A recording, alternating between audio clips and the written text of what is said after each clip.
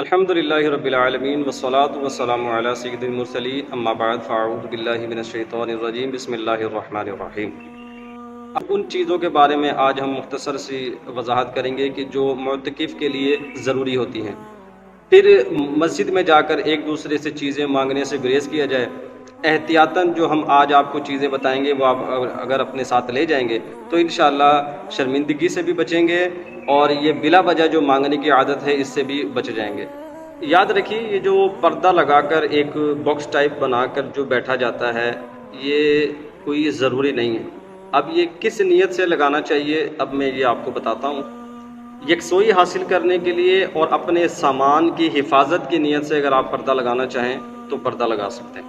پہلی چیز کیا ہوئی کہ وہ پردہ جو آپ مسجد میں لگائیں گے وہ اپنے ساتھ لے کر جائیں گے۔ اس کے علاوہ آپ کو کنز الایمان شریف یعنی کہ ترجمے والا قرآن پاک اپنے ساتھ لے کر جانا چاہیے، سوئی دھاگا اپنے ساتھ لے کر جانا چاہیے، کینچی اپنے ساتھ لے کر جانی چاہیے، تسبیح اپنے ساتھ لے کر جائیں، سرما اپنے ساتھ لے کر جائیں، مسواک اپنے ساتھ لے کر جائیں، تیل کی شیشی اور اپنا کنگا آپ کے پاس ہونا چاہیے، پاکٹ سائز شیشہ اگر آپ کے پاس ہے تو وہ لے کے جانا چاہیے، عطر خوشبو آپ کو لے کر جانی چاہیے، ہو سکے تو احتیاطاً 2 سے 3 جوڑے آپ اپنے ساتھ لے کر جائیں، تہبند آپ کو اپنے ساتھ لے کر جانا چاہیے، امامہ شریف آپ کو اپنے ساتھ لے کر جانا چاہیے، ایک گلاس آپ کا اپنا ہونا چاہیے، ایک پیالہ مٹی کا آپ کو اپنے ساتھ لے کر جانا چاہیے، چائے پینے کے لیے ایک کپ بھی آپ کے پاس ہونا چاہیے۔ مسجد کے ادب کو، مسجد کے تقدس کو پامال ہونے سے بچانے کی نیت سے ایک دسترخوان بھی ہونا انتہائی ضروری ہے۔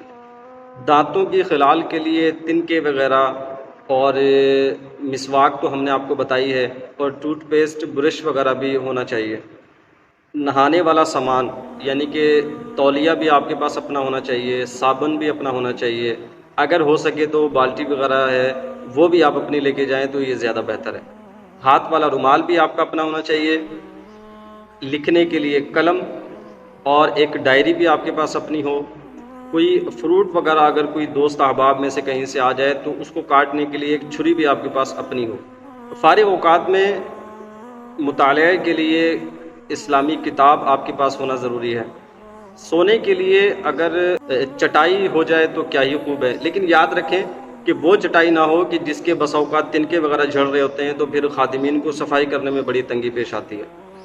اپنا تکیہ آپ کے پاس ہونا چاہیے۔ موسم کی مناسبت سے چادر یا پھر کوئی کمبل وغیرہ آپ کے پاس اپنا ہو۔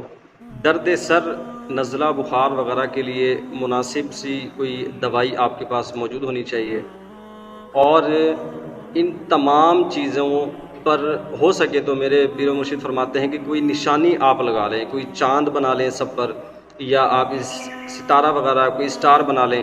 انشاءاللہ یہ ہے کہ وہ چوری وغیرہ یا ایک دوسرے کے ساتھ مل جانے کی صورت میں آپ کی چیز محفوظ رہے گی۔ ان کے علاوہ اگر کوئی ضروری چیز آپ سمجھیں تو وہ لے کر جائیں۔ یاد رکھیں وہ چیز نہ ہو کہ جو آپ کی عبادت میں خلل کا سبب بنے۔ اگر ہو سکے تو اس موبائل فون کو اپنے گھر ہی چھوڑ کر جائیں، کیونکہ اگر آپ اس کو گھر چھوڑ کر جائیں گے تو آپ کی عبادت، آپ کی جو 10 دن کا اعتکاف ہے انشاءاللہ امید ہے کہ اس میں کوئی قباحت نہیں ہوگی۔ مسجد کا ادب کرتے ہوئے، مسجد کے تقدس کو پامال ہونے سے بچانے کی نیت سے، مسجد کی صفائی کی نیت سے، مسجد میں بہت سارے ایسے کام ہیں کہ جو ہم نہیں کر پاتے، لیکن جب 10 دن کے لیے ہم اللہ کے گھر کے مہمان بنے ہیں تو ہمیں وہاں پر بڑھ چڑھ کے ان کاموں میں حصہ لینا چاہیے۔ ایسا نہ ہو کہ اپنی عبادت کو آپ سائڈ پہ کر دیں اور دوسرے کاموں میں آپ پڑ جائیں، ایسا بھی نہیں ہے۔ 5 نمازیں باجماعت پڑھنے کی کوشش کرنی ہے، تکبیر اولیٰ بھی فوت نہ ہو آپ کی، مکمل 20 رکعت تراویحیں بھی آپ کی ہونی چاہیے، نماز تہجد بھی ہونی چاہیے، نماز اشراق چاشت بھی آپ نے پڑھنی ہے، نماز اوابین بھی آپ نے پڑھنی ہے، دیگر نفلی عبادات آپ نے جتنی ہو سکے وہ خشوع اور خضوع اور بڑھ چڑھ کر اس میں حصہ لینے کی نیت سے پڑھنی ہے۔ انشاءاللہ اگلی ویڈیو میں بشرطِ زندگی آپ سے پھر ملاقات ہوگی۔ اپنا بہت سارا خیال رکھیے گا، دعاؤں میں یاد رکھیے گا۔ السلام علیکم ورحمۃ اللہ وبرکاتہ۔